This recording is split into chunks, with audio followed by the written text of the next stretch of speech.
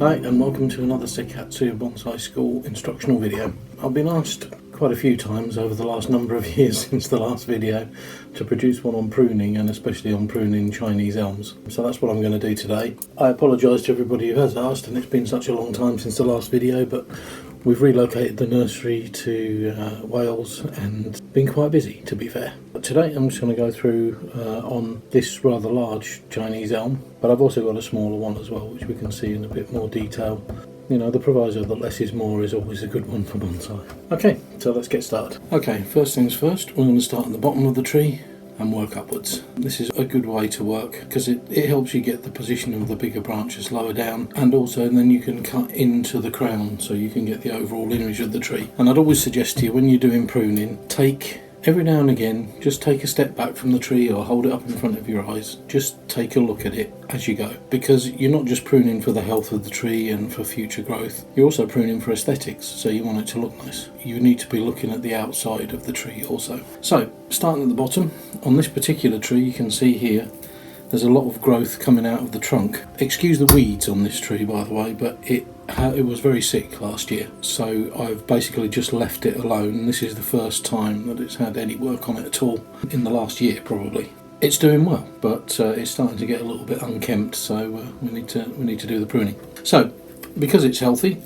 and it likes the Welsh rain, there's a lot of little bits of growth on the trunk here, so I'm just going to clip those out as close as I can get to the trunk, that you get a shoot from the trunk somewhere that is advantageous, so it might grow into a new branch, in which case don't take it off, leave it be, let it grow. You can always try it, you can allow it to grow. If it doesn't work, then take it off later, but in the meantime you may grow a branch that is useful. But first things first, this is the first pad just here of this tree. So the first thing I'm going to do is have a look for any growth that's dead or sick. So for example, there's a little branch just here, I don't know if you can see that, which is not very well, so we're going to take that out. Another piece here, again, it's not, the end of that is not looking very well. There's also little dead twigs, so this is from when it was not so healthy last year. So just to take off anything that's dead. Now I'm going to have a look underneath the branch here and just see if there's anything like this piece here which is growing straight down. That's not really a good thing to have, so it goes against what you're trying to develop, which is a nice pad and the ability to see underneath the branch structure. This is something that developed bonsai have. You know, you're able to see this branch structure right underneath, and the foliage sits on top. Anything that's growing straight down, I'll just go and take that off. And again, I've got a piece here, although this is growing off a side branch. If you didn't have an awful lot of foliage on the tree, it may be that you'd want to put a bit of wire on that perhaps and just bend it up into a position where it's useful. But in the case of this tree, there's plenty of foliage, so I'm not worried about it. So we'll get rid of that also. A couple more dead bits back here. So that's cleaned up anything that's not going to be used. So you can see with this pad, it's quite long here. So when we're looking at the overall aesthetics of the tree, this is a bit too long and a bit too straggly.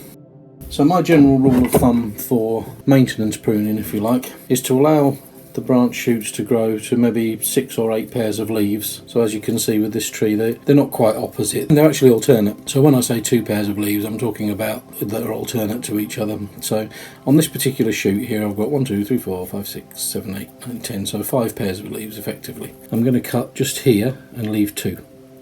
So there's just now 2 leaves on that shoot. So what will happen then is that this branch that's nice and close into the profile that I want. This branch will then grow side shoots. I'll then allow them to do the same thing.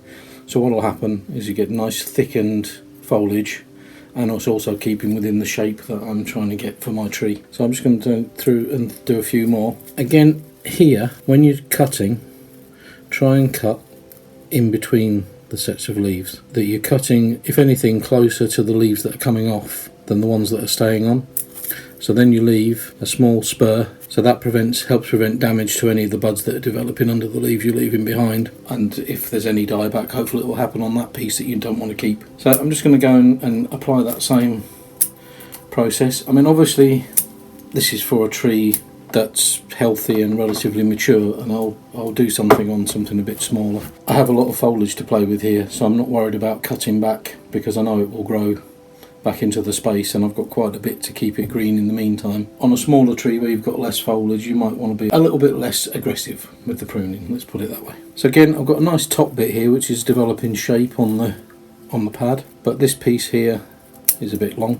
So again, I want this to develop. I've also got a piece here which is growing straight upwards, and in the same way as growing straight downwards is not great, growing straight upwards isn't brilliant either. You really want spread this way.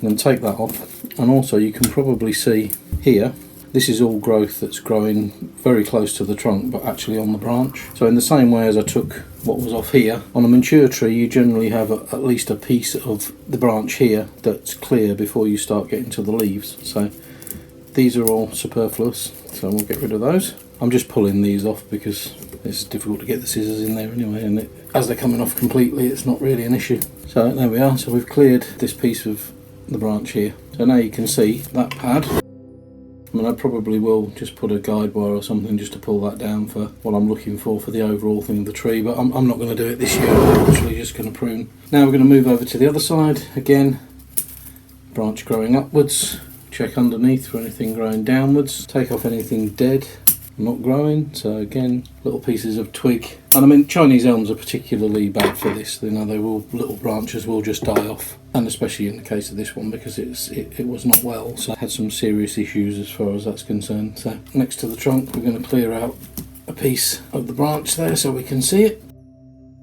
And again, I'm going to go around, big long pieces there, back to 2 leaves, a vertical piece here, it's coming off. Big long piece here again, that's back to 3 sets of leaves just because that fitted in with the profile there. Back to 2 for that one. There's a big long one running backwards here, so we do the same again. Once we've got the longer shoots out of the way, we're just looking at aesthetics. So we've got a piece here which is growing up into the branch above. So again, it's a bit much, so we'll take it off. Another big long one there that I've just discovered.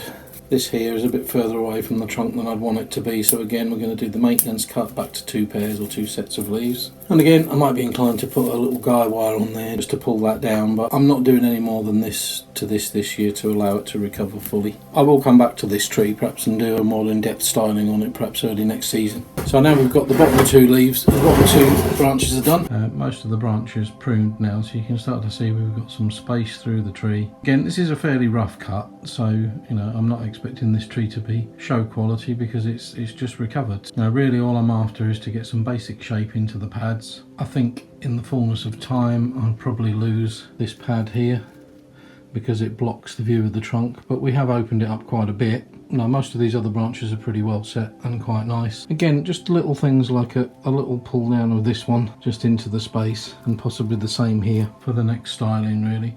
The 2 branches on the left there, I think there's slightly too big a space here perhaps. So we'd perhaps bring this down into that gap. But that can all be done with just little guy wires, and I'll go through that process in another video perhaps. So with the apex of this tree, a lot of the pruning really is, at this stage, is aesthetic. So what we're trying to develop is a nice dome shape to the crown. And again, I think some of these side branches could help by being bent down into place. So I'm going to prune with that in mind. So for example, we'll pull this one down. Eventually I'd like that to sit about there. So looking at trying to get the overall shape of the tree, which is, like with most bonsai trees, you're trying to achieve not a perfect triangle, but a triangle with a nice rounded top. Wider branches at the bottom, narrow at the top, and a nice full crown. Again, with this tree, there's a little bit too much of a gap, I think, between here and here, so you can see quite a bit of this trunk. When we get to wiring this down, we'll pull these branches a little bit lower into the space. So then this will become masked a bit by the foliage. So as you can see, as I pull that one down into place, this piece of trunk here, this very narrow piece of trunk here, disappears behind the foliage, and that's for now that's what you want, because that's a bit obvious really. The rest of the trunk's quite nice. You know, you've got bits of shading, and it's got a nice balance of shape. So I think that's the only portion really that lets it down a bit.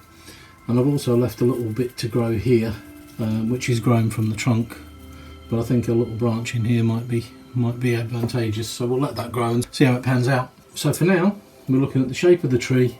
We're looking to get a nice rounded top which fits in with the profile here. So as you come up this side, for example, you get into here and a branch like this one is sticking outside that profile. So now it's inside. And then we go up a bit further, we'll do the same with this one. Now at the top of the tree, you don't want to worry too much about branches that are growing upwards, because that's to be expected. It's the apex of the tree after all. So, you know, those branches, that growth will be growing skywards to create the dome. Otherwise everything would just be growing out sideways and flat, and you really do want a nice 3D pattern. I'm just going from this side, this one a little bit too long. We're getting up to the top here, and you've got to try and figure out where you want the tree to top out. So for me it's probably about here. So anything that grows beyond that point we're going to snip off. Again, trying to keep to the 2 pairs of leaves if we can, but we may not be able to. I'm doing the same around the back here. So now we've got, this one's a little bit out of whack I think. So now we've got a bit more of that rounded shape. You can see that. And I'm also going to do the same front to back. So again, we're looking at the tree from the side there, and we're going to try and do that same thing. So it's all coming in a nice curve. And there we go, and again over here we've got some quite long ones outside that profile. Now don't forget, once you've done this, obviously this is going to leaf out again. And one of the things I will say about pruning is don't be too scared of it. Unless you cut off a whole major branch by accident or on purpose. Any other pruning that you do that's of leafy product is always going to grow back. Don't be scared of it, that's what I'm saying. And especially on a tree like this. I mean, this is a Chinese elm, so it's a very fast growing and pretty easy to develop tree. So with most deciduous trees you can get away with this sort of pruning. It's just about knowing the variety really. That I think is probably about it for that one. So there we go, that's the image for now. There's a few flaws I can see there, but I'm quite happy with it in general. Definitely needs the guy wiring, and I will definitely come back to that with this tree, I think. You can see over here, that's how much has come off. Again, don't be frightened of it. You know, that will grow that back in spades, and in fact I could have, if the tree had been healthy for the whole year, I would have taken off more. So it's not a worry. Okay, for the second part of this video, I'm going to do something a little bit smaller. So this is a little 10 centimetre pot Chinese elm in the broom style. Developing a tree like this, obviously there's very little foliage to play with, so you need to be a little bit more careful about what you cut off, but by the same count you've got to be looking at the aesthetics of the tree. You know, if you want it to develop better branch structure, then you have to be willing to make it look worse before it gets better. I think that's a thing to note about pruning, is that if you have a tree like this, then really you're looking for what it's going to be in 4 or 5 years time, 2-3 years time, whatever. You're not looking at what it looks like now, because that's the whole beauty of bonsai. You're developing the tree for all of its life. I'm taking that as the front of the tree, so as you're looking at it, the front of the tree. So as you can see, you've got some wild growth up the top here. I'm going to take those back as far as I can. That one probably can come off altogether. This one, as you can see, it actually grows right back from here. There's no growth on it that's useful above about that point there, so we're going to take that off as well. This one here, everything beyond there is kind of outside of this. Again, we're looking for this nice little dome shape. You've got one at the front here, this one, which is growing straight towards you and straight out of the profile. So again, I'm going to cut that back as far as I can. That's leaving just one pair of leaves on that, I think. I haven't got my glasses on, so I might have missed that. Right, so again, looking from that side now, we've got a bit more of a shape. This one here, again, is coming outside of the profile, so we'll cut that back as far in as we can. We've got one here as well, which is doing the same. So if you want a nice little dome here, this one's got to go, but it's also growing right from inside here. So in fact what we'd rather have is smaller branches growing from here, so I'm actually going to take that one right back inside there. As you can see, we're starting to get a tighter looking crown here. We've still got issues with these ones, which I've already cut once, but as you start to cut other things, you can see that the shape changes. So we'll cut that one back a little bit. We'll take that one back a little bit.